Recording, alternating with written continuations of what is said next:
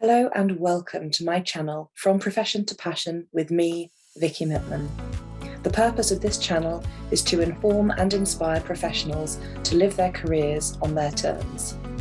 Whilst the traditional route in many professions may work well for some, it isn't for everyone, and there are different ways of doing things.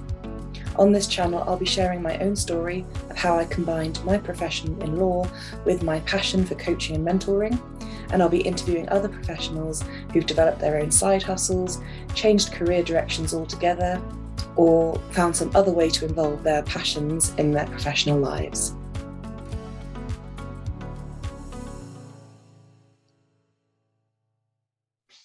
I'm really excited today to be joined by Anna Hewitt, who is a friend of mine from the coaching community. Anna has been an HR director and professional in her past, but is now the owner of Steps into Strides, which is a coaching and consulting business, primarily focusing on leadership and career coaching. But there's been quite a journey there, Anna. So do you want to tell us a bit about it and share your story? Yes, well, thank you so much for inviting me to have an opportunity to come and have a chat with you this afternoon, and just generally for your support as we both navigate this kind of coaching world that we're in. So I don't know really where to start. My kind of professional background was in HR leadership roles, and I kind of specialised in working for, you can see my little dog joins me for all of my Zoom chats. I started working primarily in kind of growing organisations, and I didn't sort of train as an HR person. I didn't necessarily choose that as a career path, but I kind of naturally found myself in HR roles, primarily because I just really enjoyed kind of getting the best out of people and seeing other people be successful. And as my career progressed, I became, I naturally moved into more senior roles. I started taking on more of those kind of senior leadership roles. And I think whilst I enjoyed the opportunity to kind of influence an organization on a wider basis, and to have a kind of louder voice in some ways, I felt like I was kind of moving further and further away from actually what I was really enjoying about the job and what kind of moved me into it in the first place. And kind of getting a bit bogged down with the politics and process, and my days were kind of blocked and seemed to be in meetings quite a lot, and I kind of got to a point where I really just wasn't enjoying it, and on paper it should have been kind of ticking all the boxes. But I think when the pandemic started in 2020, that sort of fast forwarded for me a lot of the kind of doubts and thoughts that I was having around my professional career. Yeah, and I think so something that you mentioned there really resonated with me. It's the idea of like becoming bogged down with process and the way things have to be done. And actually, when I look at where I was in my professional career, different being that it was law, but similar that I felt there was a degree of monotony to it. Not necessarily in the cases, because they could be varied, but there was a degree in how degree of monotony in how I did every day. And one of the reasons I wanted to break out of that slightly was because I wanted a bit more freedom and flexibility. I think, yeah, for me, it was kind of, I was left with these questions about, what am I doing all of this for? Like, what is it for? Because it didn't feel like it was for helping people be successful and helping create cultures where people can thrive. And yes, that was kind of what it was for, but the actual reality of the day-to-day wasn't like that at all. And I was kind of feeling a bit overwhelmed. I was across lots of different things. I worked for an international business, so I was having to travel. At the point at which I kind of decided to step out of that career, all roads were leading to HR because of asking about, the response to the pandemic and the Black Lives Matter movement and all of that type of stuff. And so it really felt like we were like this crisis center almost. And whilst I didn't necessarily know it at the time, I just wasn't getting that sense of fulfillment and enjoyment from my role. I interpreted it as other things at the time, you know, a sense of kind of imposter syndrome, a sense of kind of inadequacies in some ways in being able to do the role, self-doubt creeping in about, am I actually doing the right thing and the right people? Am I in the right organization? Now stepping back, I know that that was my intuition going, Anna, it's time for you to step away and do something else. Yeah, and we have to listen to that, right? We don't always know what it is that's saying that, so a bit of reflection is good to figure out where that was coming from. And actually, some of the people I've spoken to on their career journeys who've reached out to me in the last couple of years have said, I don't know if it's the profession, I don't know if it's the organization, or I don't know if it's me, but something's not working right. And that's part of the coaching journey, which I go on with my clients, and probably you go on with yours as well. But is to unpick where it's actually stemming from, because it might be you've just had a few bad days and work seems to be getting to you, but it might not be the organization. It might be something in the way you're handling it. It might be some other underlying fears, other stresses, or it could be that the organization's not great, but the profession is perfect for you, and you just need to reignite that spark and potentially look at another organization. Because going it alone is not for everyone. Like, you know, we've gone it alone, and there are exciting times, and it's really fun. And I now wouldn't go back, I don't think, but it's still scary, and there's stuff that you have to learn about running your own business, which a lot of people don't want that added responsibility. Yeah, and also I think thinking more holistically about, you know, what you want your life to look like. And I think I was really driven by having a corporate career because of the security, the salary, you know, the sick pay, the pension, the status, all of that type of stuff, and not because of my ego, but more because I could then provide for my family and, you know, and give them the life that I wanted. But the reality was that, you know, I was missing every single performance at school. I was the last person to pick up my children from after school club. I never did a single, you know, I wouldn't even recognize the faces of my children's teachers because I wasn't there, because I was commuting or rushing to get to a meeting. So that was another part for me about career, yes, and right organization, right role, but also what do I need in terms of a blend and a balance for the whole of my life, you know, as well as my work life.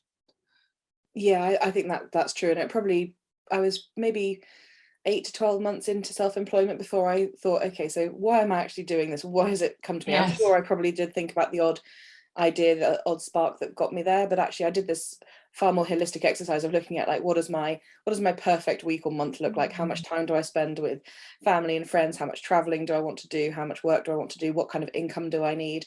And you need to figure out a way to make all of that balance. But it does allow, I think being self-employed does allow flexibility and freedom, and something that I found really useful was it allowed me time to learn about new skills. So I'd always had an intuition for coaching and mentoring because of a lot of the things I read outside of my profession. I read things about mindset and confidence and resilience, and I loved it. And that was something that really sort of sparked an interest. So as soon as coaching was in my field of vision, I thought there's got to be a way I could do more of this. And then going self-employed allowed me a chance to do the ILM level 7, which I know you're doing as well. And that does take a bit of time. It takes time to read and understand. It takes all the modules where you've got to do coaching hours and you've got to do written work. So I think I wanted that time to do that rather than alongside a full-time corporate role, which doesn't leave much extra time. It's nice to be able to do that alongside it. Definitely. What would you tell your younger self, or somebody else who's maybe 21 who's looking at their career? What do you wish you'd known then that you know now? I think it's difficult to give a really simple answer to that question, because I think part of what I've learned, particularly over the last couple of years, is around, you know, that it sounds like such a cliche, but this is a journey, right? This is a you know, it doesn't have a sort of definitive start and end. It's a kind of continuum, and that continuum is reflective of, you know, where you are at in your life, and, you know, what you need and what you want and all of that type of stuff. In some ways, when I was early careers, when I was in my 20s, I had so much confidence and kind of oomph to, I remember I used to like email the CEO and go, this is wrong and you should be changing this, you should do this. I really had that kind of naivety, I suppose, and that confidence. And then I think as I progressed in my career, and actually as I got more senior, that's when the kind of doubt started creeping in, and the comparison, and you're looking at your peers, and you're looking at what they're doing.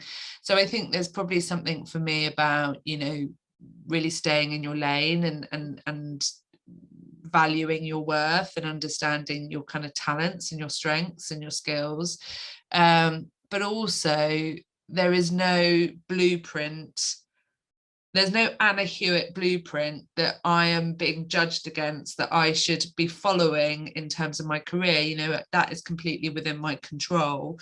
I own my career, and I can do what I want with it, and I can do what makes me happy. So I think if I could give myself a piece of advice, it's almost to let go of any of those expectations that your career should look a certain way, and be more curious about what gives you that, like you said, that sense for independence or autonomy or fulfillment or contribution, because actually that will make you happier in the end.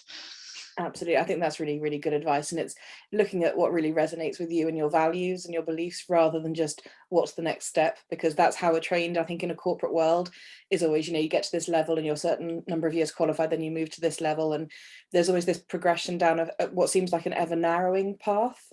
And you get to specialize more and more quite often in a professional career, rather than branching out. And that probably it's naive to think people would encourage us to branch out of that, but actually I think knowing options are out there, and maybe that you can combine two roles that you do.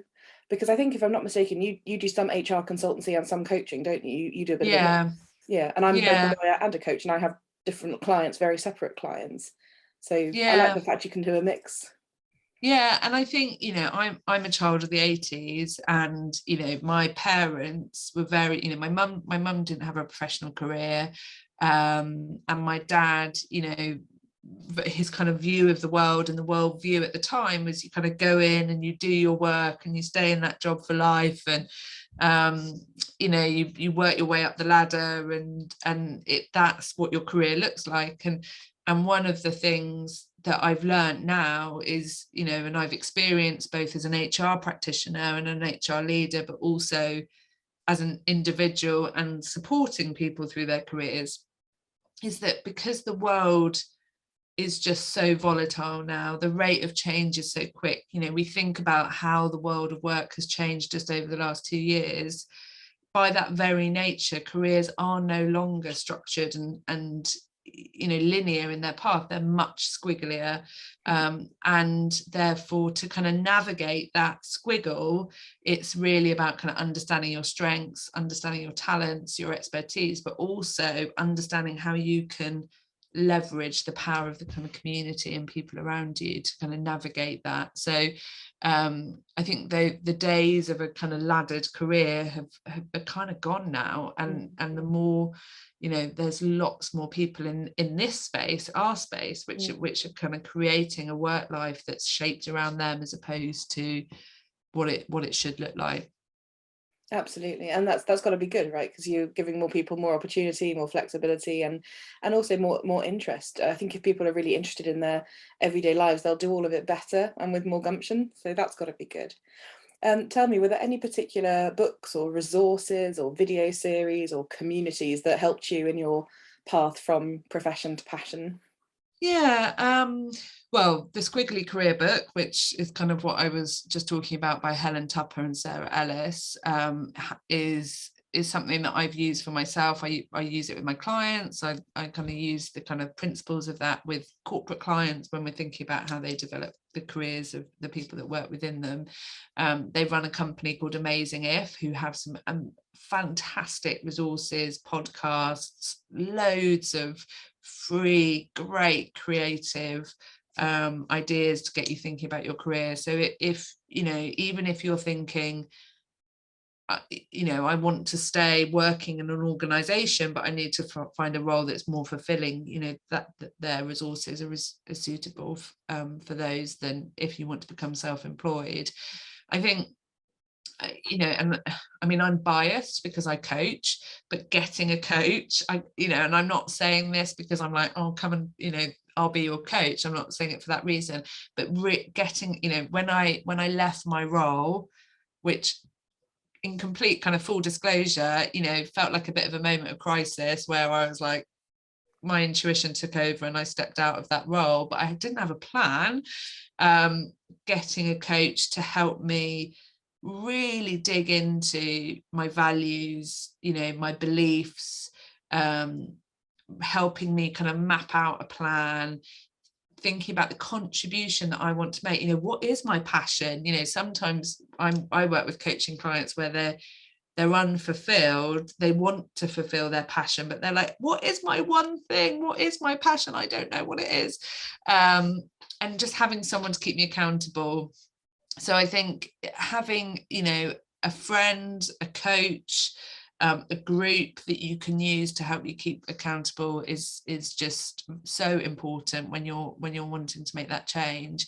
And then I kind of love anything really to do with self-development. So I've read quite a lot about kind of habit forming. So Atomic Habits by James Clear, The Miracle Brilliant Morning book as well. Yeah, anything that helps me feel more productive, because I struggle with procrastination, is also really, really useful. But I think it's probably a blend of sort of personal development, but also connecting with others as in using those people around you as a resource. Yeah, absolutely. And I think that's something for me as well. When I left my my last firm, I was used to being surrounded by 100 odd people in the office, and in fact we had 4 offices, so probably a total of 500 people across those 4 offices, and I was suddenly sitting by myself at my kitchen table thinking, what next? And it was so quiet and I was waiting for inspiration and motivation, and it just took a while for it to generate. So certainly working with a coach during that time, and I mean, both you and I have worked with coaches throughout our development, and we also coach other people, but I'd always be wary if the person I went to for coaching didn't also have a coach. Coaching such a useful process all the way through, and no one's sort of at that point where they no longer need a coach. It's such a developing talent. But also finding, as you say, the community. And I've certainly found that, because when you're working alone for yourself, a lot of your friends that are still in the corporate world just don't quite get it. Why did you take a step out? Why did you do this? And that actually brings me on to probably my last question. I'm really passionate that people who are looking at stepping out for their career, or at least having a conversation if they're not fulfilled, talk to people who've either been there and done it, talk to people that can help. So if anyone resonates with what you said today, and I'm sure they will, how could they get in touch with you? What's the best way to do that? Yeah. So I have, my coaching business is called Steps into Strides, and that name is reflective of my kind of philosophy to how change happens. So it's about sort of first, taking those first few steps. That's really how it kind of, you get the momentum. So my website is stepsintostrides.com. I'm also on Instagram under Steps into Strides, LinkedIn, Anna Hewitt, email Anna@stepsintostrides, pigeon carrier, I don't know, like there's so many ways to kind of connect with me, but I think those are probably the main ones. Fantastic. Well, Anna, thank you so much for joining me today. It's been a real delight, as always. No, thank you. Thank you for watching this video, and I hope it's provided some food for thought. If you've enjoyed it, please subscribe below and feel free to like or comment. I'd love to know what you think. If you're interested in hearing more about this, please join my Facebook community, From Profession to Passion with Vicky Mittman. I'll see you next time.